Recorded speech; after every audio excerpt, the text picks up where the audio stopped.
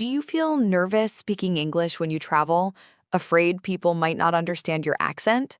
Same here. But today, we'll fix that together.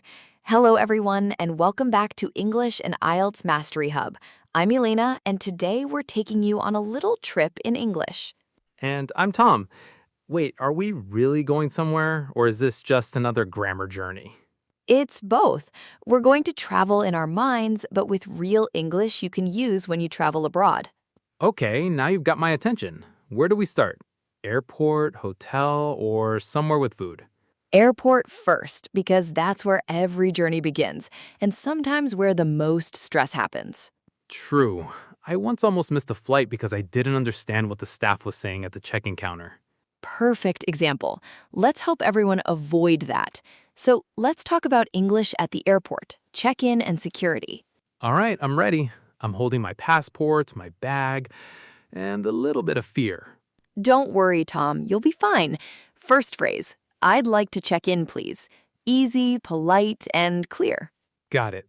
I'd like to check in, please. What happens next? They might ask, may I see your passport? Or do you have any luggage to check? Right. And you can answer, yes, one suitcase, or no, just a carry-on. Exactly.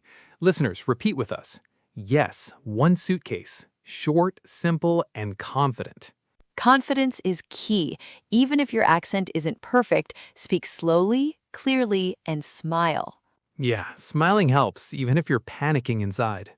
Okay, next step, the security check. You'll often hear, please take off your shoes, or put your laptop in a separate tray. That part always feels like a puzzle. Too many trays, not enough hands. So remember this useful phrase, is this okay? It works for everything, whether you're unsure about your water bottle or your belt looks suspicious. Is this okay? Simple, polite, and safe. But Elena, what if the officer asks something fast and I don't understand? Great question. Just say, sorry, could you repeat that, please? That sentence is your magic key. Magic key.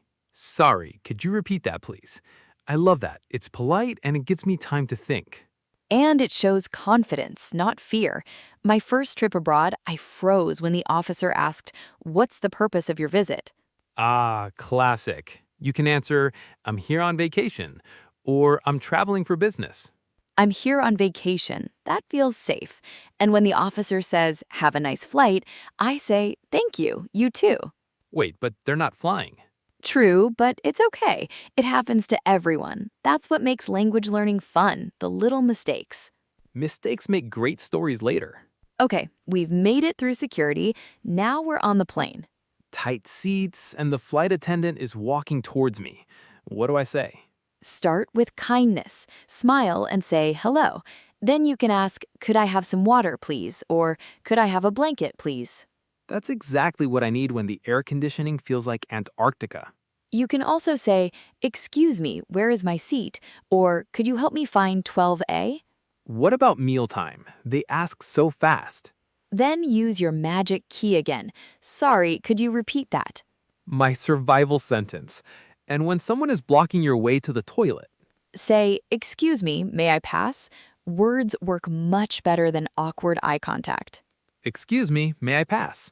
Easy. And when you land, say thank you for your service. Polite and leaves a great impression. Gratitude always makes the world softer, even on a long flight. All right, you've arrived. Time to check in. Finally, after a long flight, I just want a shower and 10 hours of sleep. First, greet the receptionist. Good evening. I have a reservation under Tom Harris. That sounds so polite and confident. If you don't have a reservation, do you have any rooms available tonight? Or if you booked online, I booked a room online. What if they ask a lot of questions? You'll hear things like, could I see your passport? Or how many nights will you stay? Just answer simply, 3 nights or just 1 night, please. And I can ask, could I have a room with a window or could I have a room with a nice view? Exactly. And when they give you your key card, you can ask, where's the elevator? Or could you show me the way to my room? Hotel English might be easier than airport English. Maybe, but it's also where you can practice small talk. Try, the hotel looks beautiful, or thank you for your help. Nice. Now, what if something goes wrong in the room? Call the front desk and say, "Hello, the air conditioner isn't working," or "There's no hot water." Then add, "Could you send someone to fix it, please?" Could you send someone to fix it, please? Very polite. And for extra items, "Could I have an extra towel?" or "Can I get more shampoo, please?" I usually just point at the empty bottle. Words are better, Tom. Try, "Could I have an extra towel, please?" And to find great food, "Could you recommend a good restaurant nearby?" Oh, I love that. It's like a magic door to local food. Everyone listening, repeat after us. "I have a reservation under Tom Harris." Could you send someone to fix it, please? "Could you recommend a good restaurant nearby?" Each phrase you learn is like collecting keys. The more you have, the more doors open. Let's do a quick vocabulary spotlight. Check in, the process of arriving and confirming your stay. I'm checking in at the hotel now. Reservation, booking something in advance. Do you have a reservation? Front desk, where guests ask for help. Call the front desk if you need anything. You've checked in, rested, and now it's time to explore. The sun is out and your English is ready. I'm excited, but also a little nervous. What if I get lost? Getting lost means new experiences and new phrases to practice. Start with, "Excuse me, could you tell me how to get to..."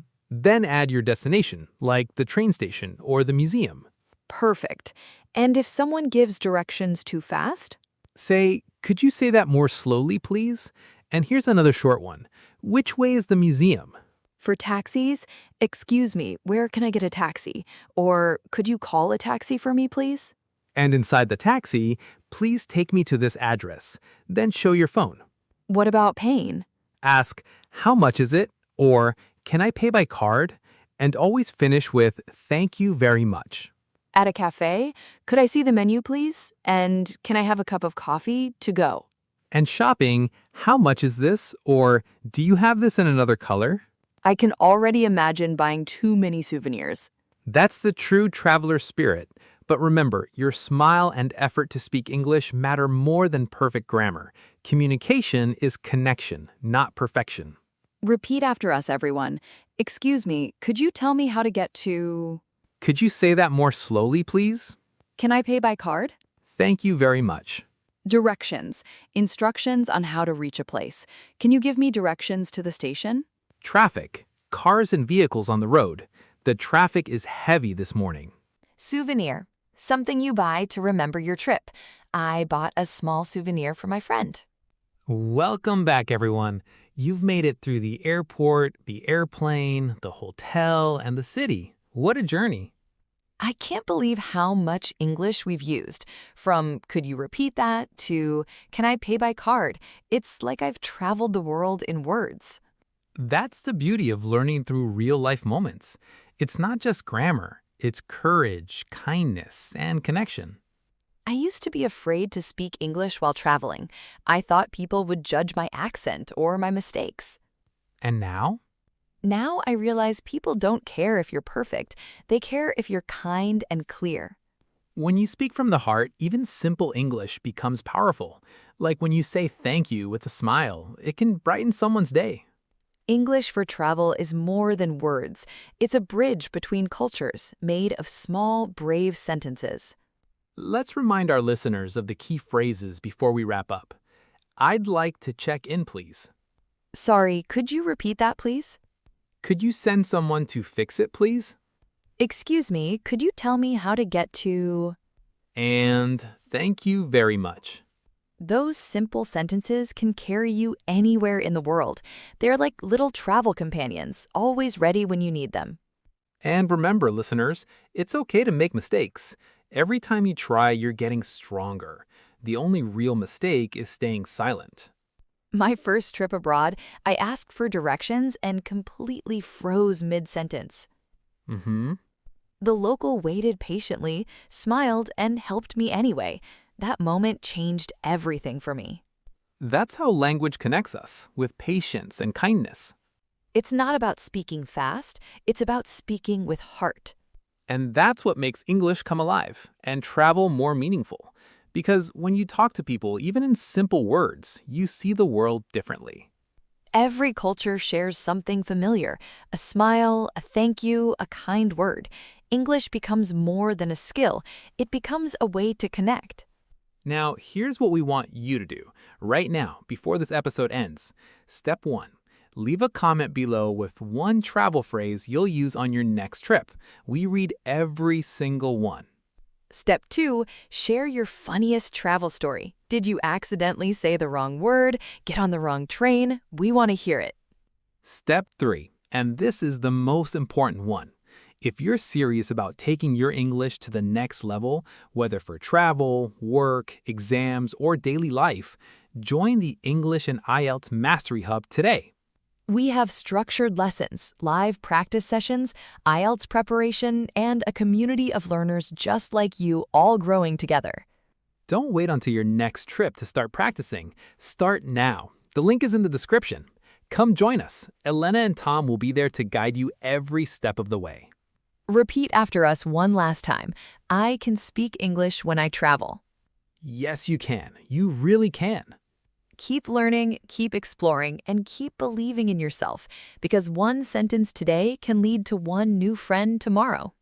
Thank you for learning with us. Until next time, stay curious, stay kind, and keep growing. See you in the next episode. Safe travels, everyone. Bye-bye.